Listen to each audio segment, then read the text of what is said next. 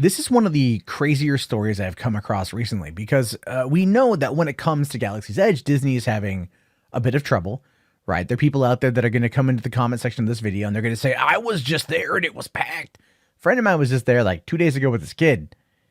Said it wasn't packed. 45-minute wait to get on to Smuggler's Run. And that was the same amount of time I waited in mid-July. Mid-July. 45 minutes. September, end of September, 45 minutes. That's going to show you that it's having a bit of a rough start. So apparently Disney's media blitz to save Galaxy's Edge is having a bit of a slow start. And that kind of, and I get it. It kind of makes a little bit of sense here. So what we know here is that the first day of broadcast and cable network takeover by Star Wars Galaxy's Edge to promote Disneyland and Disney World feels more like a take under. And this is interesting when you start looking at what they're going to be doing with Galaxy's Edge promotions throughout the course of the week. So the week-long takeover of Star Wars Galaxy's Edge across most of Disney's media assets began with a whimper instead of a bang. The lone mention of the 14-acre Star Wars themed land during Tuesday's morning with our mornings live with Kelly and Ryan on ABC was drowned out by audience applause. The scripted theme park plug later that night on Blackish felt a bit forced. Yeah, and we'll watch the video for that. You'll be surprised at how crazy that is. So, Disney surprised investors last month by revealing that attendance had declined during the fiscal third quarter, despite Galaxy's Edge opening at the original Disneyland in California, with signs suggesting that the sluggish turnstile trends tend to continue in the current quarter, despite the expansion now open at both parks. It's not a surprise to see Disney call in some favors through its other networks. I mean, look, they want there to be, what's the word I want to use here? Symbiosis through the different brands. That's what they want. And I totally get it. They really want to make sure that ABC, Disney Channel, Freeform, Disney Junior, and even ESPN are out there 100%, making sure that people are getting the message that Galaxy's Edge is now open. I have a Roku television. And there's frequently a Roku ad on the homepage where the apps are for Galaxy's Edge. I'm like, oh, I've already been, but thank you for reminding me. It was fun, albeit needs a little bit of work. So what we know here is that Disney probably thought the deluge of tie-ins would get off to a strong start on the popular ABC show hosted by Kelly Ripa and Ryan Seacrest. But things didn't go as planned. And just listen to this particular exchange. And you'll see why. We're also adding a special and exciting new prize to the wheel today: a 7-day, 6-night trip for 4 to both Walt Disney World Resort in Florida and Disneyland Resort in California. A $3,500 Disney gift card for meals and to build your own droid and lightsaber while you're there. Yes, this prize is valued at approximately $70,000. Okay, you catch that? $17,000 for a trip to both Disneyland and Disney World for one family. And they mentioned going to Galaxy's Edge. They mentioned like getting your lightsaber, doing the droid stuff, which is a $300 value between the two, roughly. And of course, it was drowned out via the applause, which is not Kelly Ripa's fault. It's not Ryan Seacrest's fault. It's just the way that it is. But I mean, look at this here. The prize is valued at approximately $17,000. And then I love this here. Suddenly you realize that Disney is sending the wrong message by playing up a week at the parks as a $17,000 travel expense, something that's probably not in the impulse travel budget for folks watching daytime television shows on a weekday. Wow is right. And that is a really sobering statement to me. It's an insanely sobering statement because when I look at that, when I think about that, all I can think of is like, man, it is so damn expensive to go to Disneyland. When I went with my brother in July, tickets were $150 for one park for one day. And I almost did not go. Because I just felt the cost was too damn high. Now I did, and I had fun. I don't think I'd go again for many years because the cost simply isn't worth it, in my opinion. But I'm still glad to ultimately have the experience. But I have a family of 4 now. So if the 4 of us were going to attend, that would be like $600 per day per one park, or $800 per day for 2 parks. Yeah. I don't make that much money on YouTube. Even if I did, I'm still too much of a cheap ass to even want to go and do that. But that's pretty much where things are. Now, things only got marginally better on primetime later that day. There's no laugh track drowning out a blackish coworker talking up a wedding present that includes a gift to Star Wars Galaxy's Edge. But he's also able to mention Batuu, the galactic outpost at the themed land inhabits, as well as the joys of drinking blue milk that were served up at the park. However, the promo feels like a throwaway reference, as it is the coworker, and the coworker are never heard from or seen again.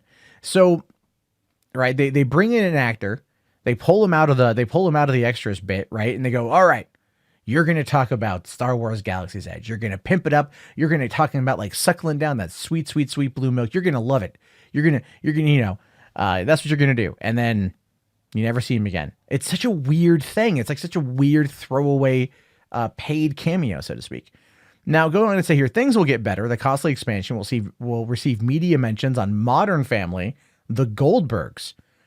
Both of those are going to be on tonight. Disneyland will be featured prominently on The Goldbergs as the season premiere is a nod to National Lampoon's Vacation, with the Disney original theme park filling in for Six Flags Magic Mountain. So they're going to go to Disneyland and they're going to make it look like it's going to be Six Flags. Wow, that's insane. Why not just go to Six Flags? It's in the same area. Now, the ABC Media Blitz will only heat up on Thursday with newsy mentions on Good Morning America, The View, Tamron Hall, and Strahan, Sarah, and Kiki. And even Nighttime, our Nightline, is being recruited to help prop up attendance at the theme parks. The promo push then carries over to Disney Channel, Disney Junior, and even ESPN over the weekend.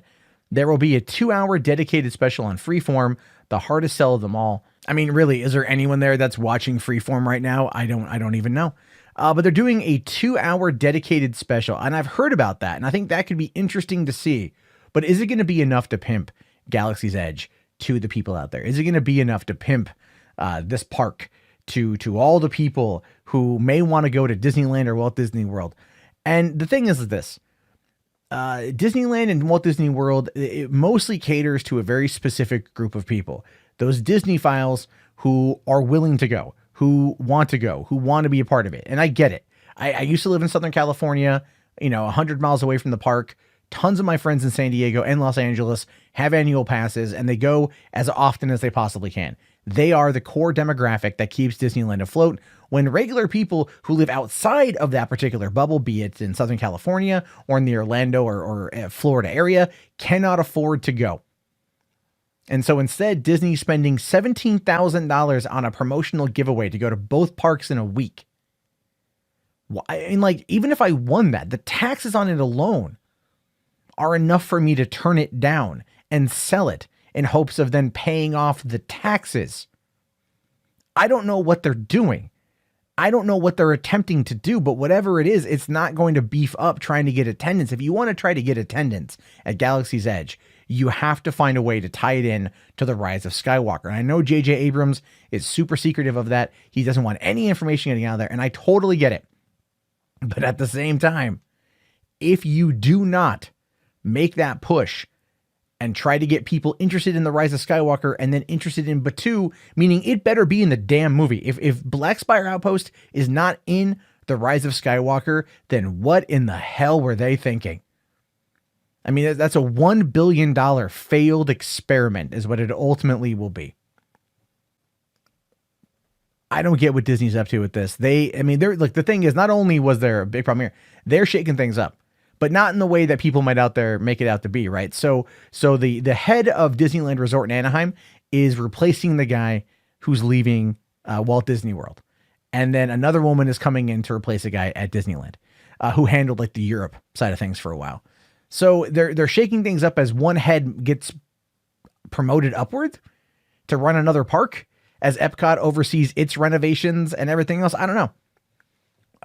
Disneyland is not at all what it was many years ago. It's not at all what people say that it is anymore. And I think it's being abundantly clear. And I think they're having trouble getting people in the door.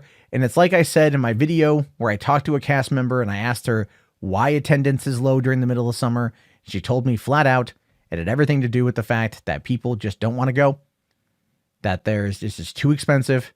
You go to Universal and you go to Knott's and it's cheaper. and it's available. And that's going to be the biggest problem, is a competition that is there is now a better deal than what Disneyland can offer. And Disneyland putting out a tweet today saying that they want to start working on plant-based dining when the breadsticks are like the cheapest item on the menu means they've already been kind of doing plant-based dieting or dining, because that's all people who go there can afford. The average person who should be the primary target cannot afford to go. And that is a problem, not only with our society, with our culture, but with Disneyland not understanding exactly where things need to be. And unfortunately, Iger is really to blame for a lot of this. I think at this point, Iger is really looking forward to the 2021 for him to step down, because at this point he has done some pretty crazy stuff. We'll have to wait and see what happens. Anyway, I don't mean to ramble on. Your thoughts, your opinions, let me know down in the comments below. If you guys made it this far, do me a favor, type in Disney in the chat. While you're doing that, also leave a thumbs up. If you want to support the channel, patreon.com/Matt Jarbo is a great way to do it. Link below in the video description. I'll talk to you guys later. Have yourself a great day, and peace out.